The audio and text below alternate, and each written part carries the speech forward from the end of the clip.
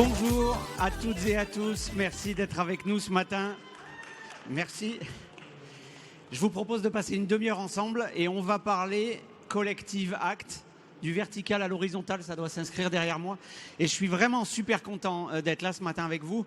Et je suis encore plus content d'avoir avec moi pour évoquer ce sujet Marie Eklund et Gilles Moreau, cofondateur de Verkor. Ils devraient arriver derrière moi. Je suis toujours un peu impatient de ce moment-là. Ils arrivent. Bonjour Marie, rebonjour Marie, bonjour Gilles. Je le disais, mais je vous l'ai dit avant, je suis ravi de vous avoir. Asseyez-vous. On a une demi-heure pour parler Collective Act, comme vous voulez. Célébrer le meilleur de l'innovation ensemble, c'est le cri de ralliement de Tech Fest, parce que nous sommes persuadés que chacun peut apprendre de l'expérience de l'autre, de ses erreurs comme de ses succès, que l'échange entre pairs peut permettre de résoudre plus rapidement un problème, de trouver de nouvelles solutions. Une fois qu'on a posé ça, qu'est-ce qu'on fait? Nous, du coup, on a fait Tech Fest, et depuis hier, je crois que ça marche bien, donc on est ravis. On l'a vu hier, ici même, nos partenaires, mais pas que. Il y a des partenaires, des collaborations qui se font, qui se créent entre les entreprises, entre les universités, les écoles, les centres de recherche. Tout ça se multiplie pour sortir d'une vision en silo où chacun fait de son côté, sur son marché, à sa façon.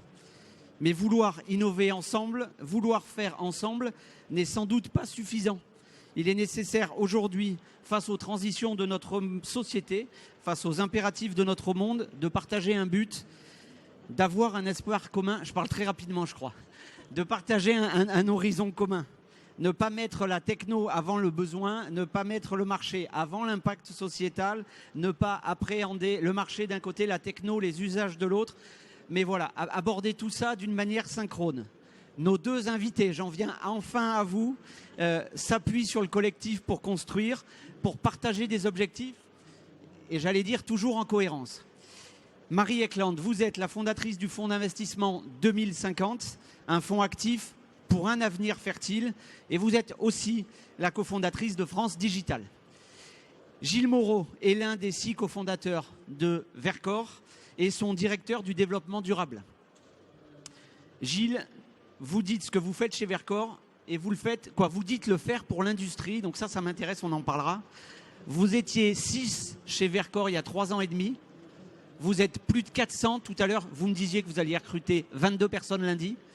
Et vous rassemblez 40 nationalités. L'un et l'autre, vous avez construit votre parcours en rebond, parfois en famille, en avançant à plusieurs, soucieux de partager pour avancer plus vite et plus fort. À chacun, quel est votre fil conducteur, celui de votre parcours? On commence avec vous, Marie. Moi, j'ai tout dit là. Le fil conducteur. En fait, je pense que moi, toute ma carrière, j'ai cherché à être le plus utile possible. Et donc, pour pouvoir être utile, la première des choses, c'est de comprendre où sont les problèmes.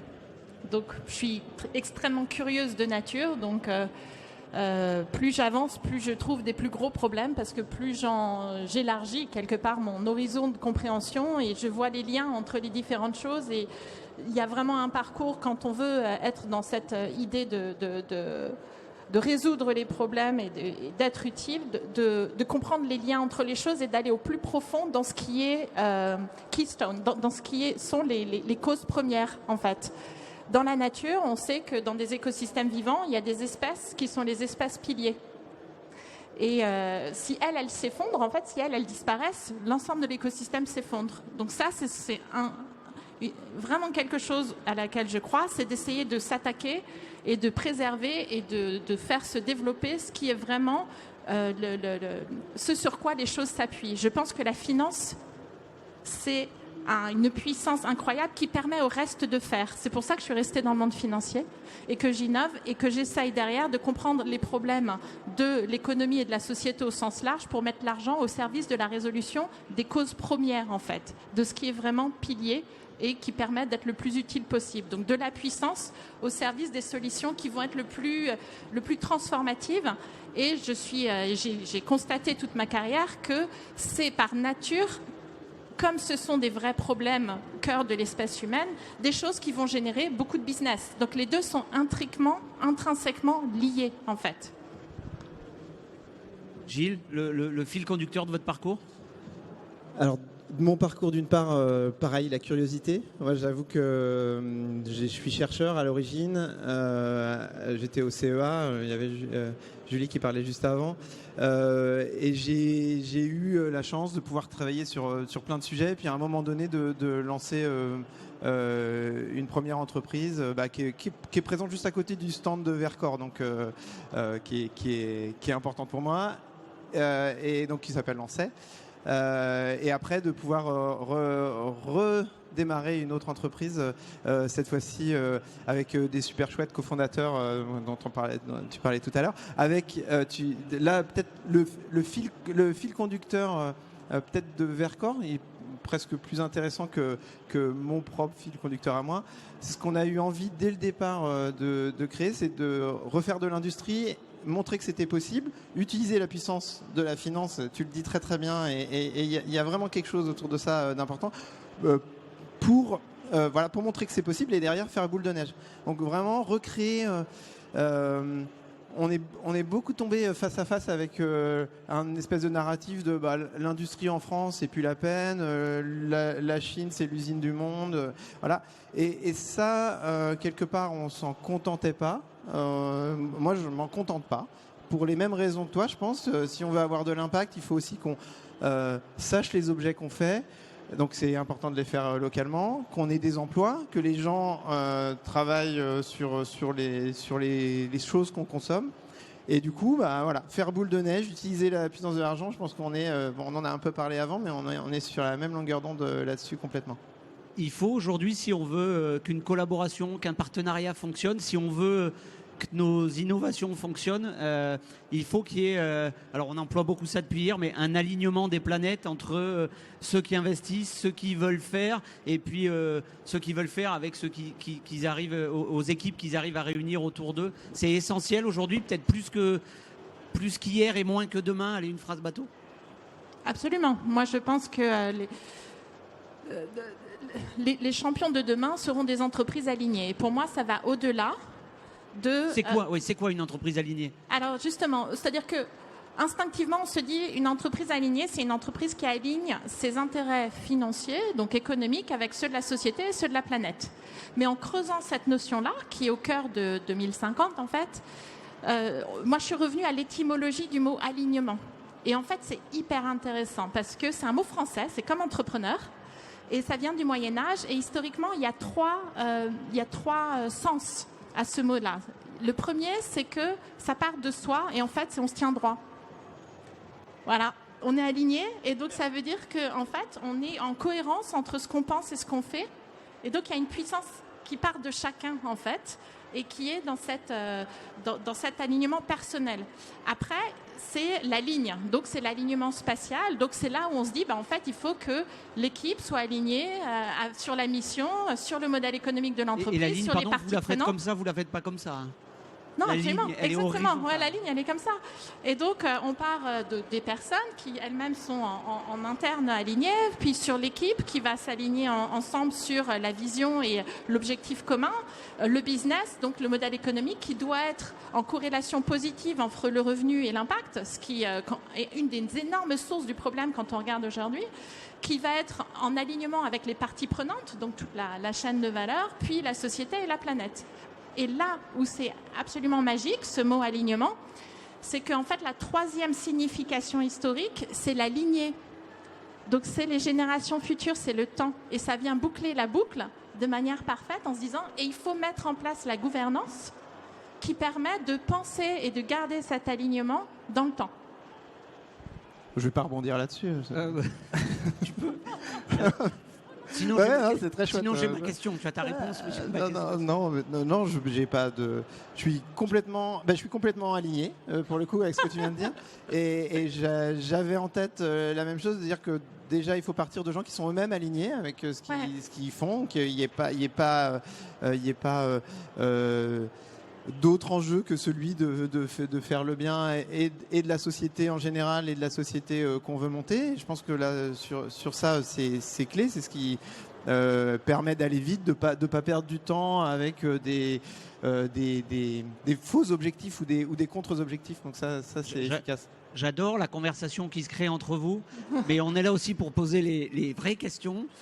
J'ai eu la chance, je te le rappelais tout à l'heure, Gilles, de rencontrer Vercors dans un bureau. Je crois que j'avais 4 ou 5 des 6 fondateurs, je crois qu'il en manquait un, dans un bureau vitré. Et de l'autre côté, il y avait 6 personnes. Et à l'époque, vous m'aviez dit, c'était il y a un peu plus de 3 ans, vous m'aviez dit toute l'équipe de Vercors, elle est là. Aujourd'hui, vous êtes plus de 400, vous embauchez 22 personnes lundi. Cet alignement qui est une superbe idée, une superbe envie sans doute.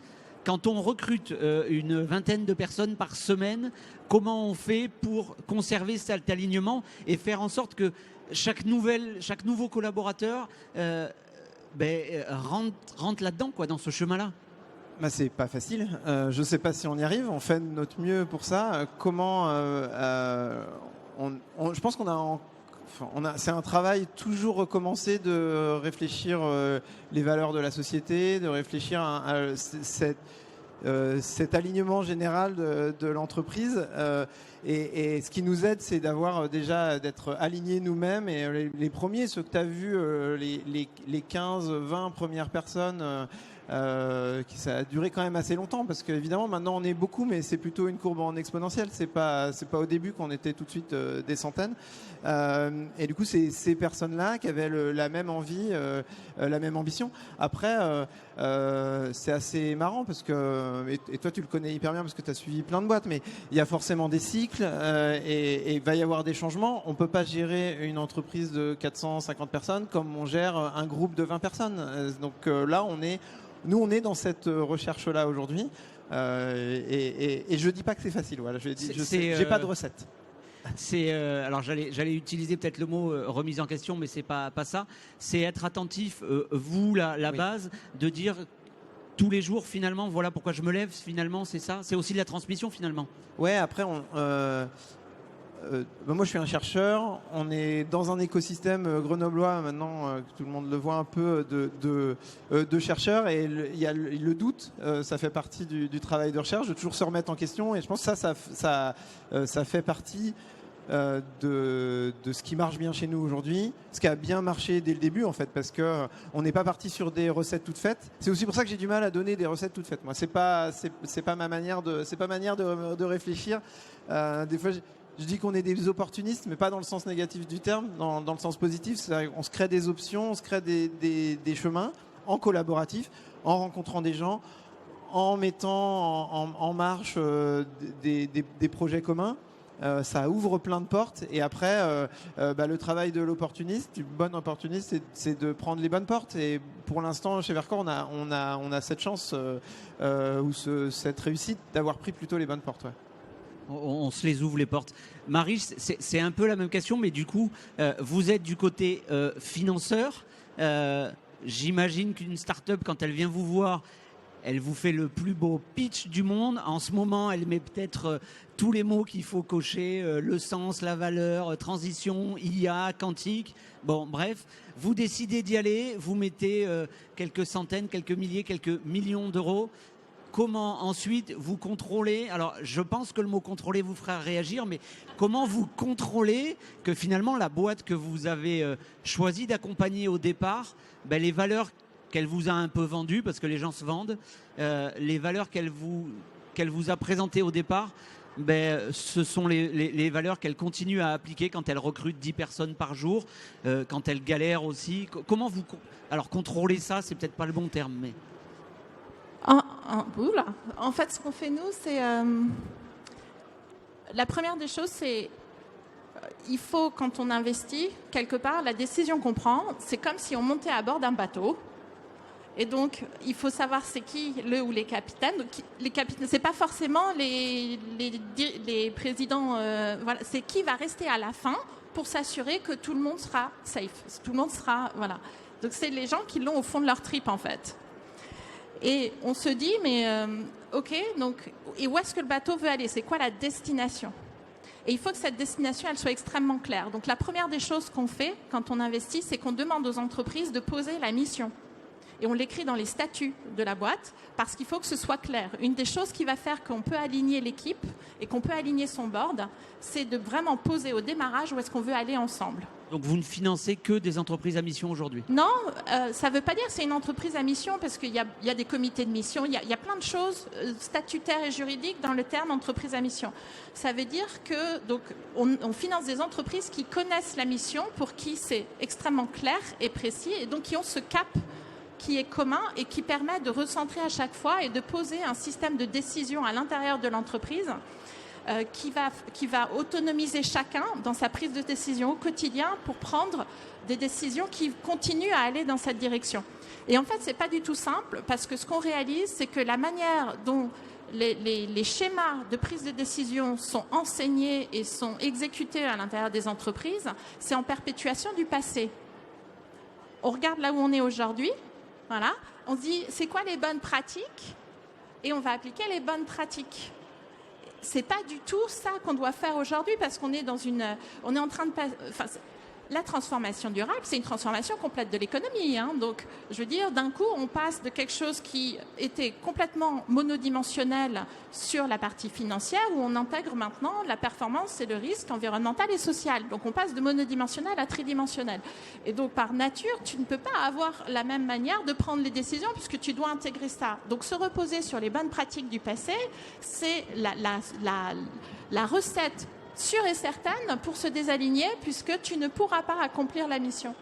Donc on est vraiment en train d'installer des modes de prise de décision et des métriques pour permettre de mesurer qu'on est bien dans l'accomplissement de cette mission, en plus des métriques de succès financier, etc., qui permettent d'avoir un set de data qui guide, en fait, et qui font qu'on continue à rester, même si évidemment le chemin il fait comme ça, au lieu de faire comme ça, comme on avait prévu, quoi.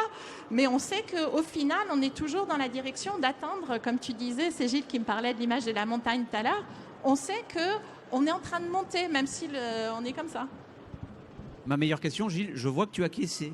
Oui, non, mais, en plus on finit sur l'image de la montagne. Nous chez Vercors, évidemment, ça nous parle. À Grenoble, ça nous parle.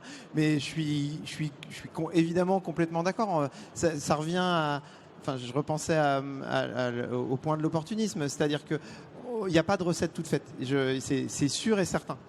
Les bonnes pratiques, si elles ont marché pour une boîte il y a 50 ans, on n'est plus dans les mêmes configurations.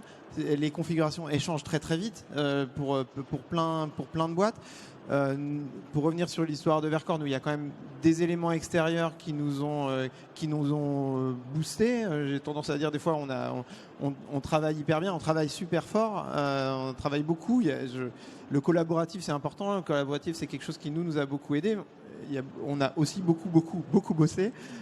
Et après, oui, on a pendant qu'on a créé une entreprise sur les batteries, il y a eu des décisions européennes sur les véhicules électriques. Évidemment, ça nous a aidé. Mais tout ça, ça veut aussi dire qu'il faut qu'on soit capable de changer de cap hyper vite. Et le chemin, en effet, pour monter en haut d'une montagne, souvent, c'est les lacets, parce que c'est plus efficace. Et c'est pas grave. C'est pas grave. Voilà. Et le faire à plusieurs, c'est aussi plus efficace. On va pouvoir se relayer, on va pouvoir se supporter. Donc, évidemment, c'est important. Tous les fonds sont peut-être pas comme celui de Marie. Vous avez eu des fonds qui sont venus vous voir en disant moi je mets 100 et je veux récupérer 1000 dans 7 ans. C'est facile de leur dire non à cela à un moment en leur disant ben non, alignement. Alors gros, tu aurais pu lever 4 milliards peut-être. Je sais pas. Je m'occupe pas directement des levées, donc je suis pas complètement à l'aise avec ça. Néanmoins, je pense pas qu'on ait eu trop le problème. Et après, on vit aussi avec le système actuel. C'est-à-dire que c'est une chose. On parlait de narratif avant avec Marie. Et je pense que c'est hyper important. C'est aussi de montrer ce qu'on veut faire, mais aussi de pas s'arrêter et pas de se retrouver comme un animal en face de freeze, comme un animal en face des phares, parce que parce qu'on peut plus rien faire. Il faut aussi qu'on fasse avec ce qu'on a. Et donc, oui, s'il y a des fonds qui nous disent on veut faire 1000 avec 100, ben, ok, dans quelles conditions, comment on le fait et pourquoi. Et donc, on va trouver un compromis. L'idée, c'est pas de se bloquer non plus. Marie, c'est dur quand on porte des convictions comme ça de les porter. Alors, quand il fait beau, c'est facile. Quand il fait moins beau, c'est compliqué. En fait, non, parce que comme nous, on est vraiment sur cette notion d'alignement, et ben ça emmène tout le monde. Hein. C'est-à-dire que on va pas les gens et les investisseurs et les financiers, tout le monde de manière générale, tu vas leur dire, écoute, ça te dit qu'on optimise à la fois le profit et l'impact. Ils vont te dire oui, ils vont pas dire ah bah non, moi l'impact. Donc, par nature, c'est pour ça que c'est hyper important de se poser un chemin commun et de se mettre à la fois des objectifs, de penser de manière holistique, quoi, de se dire, bah oui, évidemment, on veut avoir cette performance financière-là, on n'est pas du tout des naïfs, il y a des décisions, et sincèrement, les entreprises que je finance, et nous, on n'est pas alignés aujourd'hui, mais on est sur ce chemin. Donc, c'est quoi les compromissions qu'on doit faire ? Mais en sachant qu'au bout du bout, on va arriver là, en fait. On a identifié le sommet. C'est trop marrant parce que tu parles de compromission et j'allais prendre une expression qu'Olivier utilise souvent. On veut faire des compromis, mais sans compromission.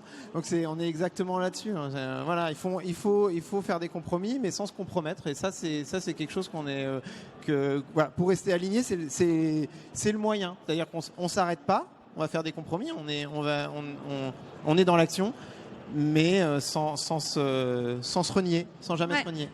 Et il y a aussi une autre chose, c'est que quand je disais les entreprises de demain, les champions de demain vont être des entreprises alignées, on est dans une transformation complète de l'économie. C'est-à-dire que les entreprises qui ne prennent pas ces sujets à bras-le-corps sont voués à disparaître. Voilà, enfin c'est comme le numérique. La grande différence avec le numérique, c'est que ça va aller plus vite parce que c'est accéléré par la réglementation, c'est accéléré par les phénomènes naturels comme le réchauffement climatique, etc. Et c'est accéléré par la situation géopolitique. Donc, je veux dire, il y a des facteurs exogènes qui font que ça force les entreprises à se transformer et que ça vient pas uniquement de la transformation des usages. Ça vient de là, c'est ça qui fait que c'est très proche du numérique. Les gens, ils sont en train de repenser leur consommation. Tous les talents, ils sont plus naturellement captés par des sujets plus à mission que ça. Il y a ça aussi. Il y a beaucoup de jeunes aujourd'hui ici aussi. Plus de 3000, je le redis. Si aux jeunes, on leur parle pas de sens, c'est pas une image de journaliste. Hein. Si on leur parle pas de sens, ils viennent pas. Ouais. Et donc c'est en ce sens que je dis, ça a les mêmes ingrédients que la transformation numérique. Moi, je revois se dessiner le même type d'énergie, le même type de dynamique, et c'est complètement dans une logique inéluctable.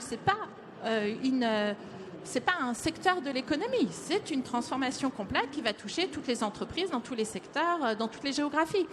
Et donc du coup, ce qui est intéressant pour le coup, c'est qu'on va être pas uniquement dans une idée de performance financière, environnementale et sociale, on doit être dans un univers qui va beaucoup plus intégrer le risque. Et là où les entreprises de demain sont des champions alignés, c'est que c'est celles qui auront le meilleur rapport rendement risk-reward.